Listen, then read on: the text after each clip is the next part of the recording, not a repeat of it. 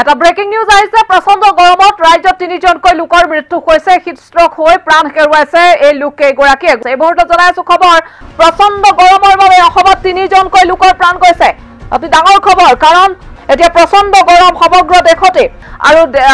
এই গৰমৰ বাবে এতিয়া আমাৰ দেশৰ কেইবাটাও প্ৰান্তত বহু কেইজনৰ প্ৰাণ গৈছে কালিৰ দিনটোত আমি আপোনালোকক কৈছিলো যে 22 জনৰ প্ৰাণ গৈছে আৰু এই 22 জনৰ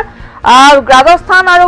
গুজৰাটৰ কেইবাটাও প্ৰান্তৰ বুলি জানিব পৰা গৈছে অৰ্থাৎ প্ৰচণ্ড গৰমে দহিছে সমগ্ৰ দেশ ৰাজস্থানত 12 জন আৰু গ্ৰীষ্ম প্ৰবাহৰ ফলত গুজৰাটৰ বিভিন্ন প্ৰান্তত 10 জনৰ প্ৰাণ গৈছে বিগত 10 দিন ধৰি দেশত অব্যাহত আছে গ্ৰীষ্ম প্ৰবাহ আৰু এই প্ৰচণ্ড গৰমৰ ফলত আমাৰ ৰাজ্যতো 3 জনৰ প্ৰাণ গৈছে উৎকট গৰমৰ ফলত ভয়াবহ পৰিস্থিতি আজিও 7 ডিগ্ৰী সেলসিয়াছ পৰ্যন্ত বৃদ্ধি পাইছে তাপমাত্ৰা প্ৰচণ্ড গৰমত ৰাজ্যৰ 3 জনকৈ লোকে প্ৰাণ হেৰুৱাইছে নকুল দাস আব্দুৰ ৰহমান আৰু তৰুলতা নাথ আৰু গৰমৰ পৰা পৰিত্ৰাণ পাবৰ বাবে উৎকট গৰমৰ পৰা পৰিত্ৰাণ পাবৰ বাবে আপোনালোকে সাৱধানতা অৱলম্বন কৰিব লাগিব কেয়া কৈছে আপোনালোকে 12 বজাৰ দুপৰীয়া 12 বজাৰ পৰা 3 বজা পৰ্যন্ত আপোনালোকে ৰ'দ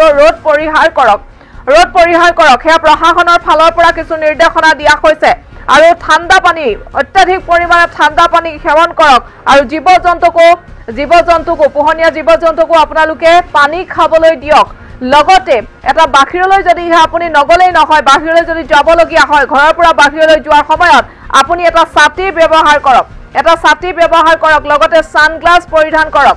আৰু এই মুহূৰ্তত আমি আপোনালোকক জনাই থকা খবৰটি হৈছে গোৱালপাৰা আৰু ৰংজুলিৰ আমাৰ ৰাজ্যত 3 জন লোকৰ প্ৰাণ গৈছে অতি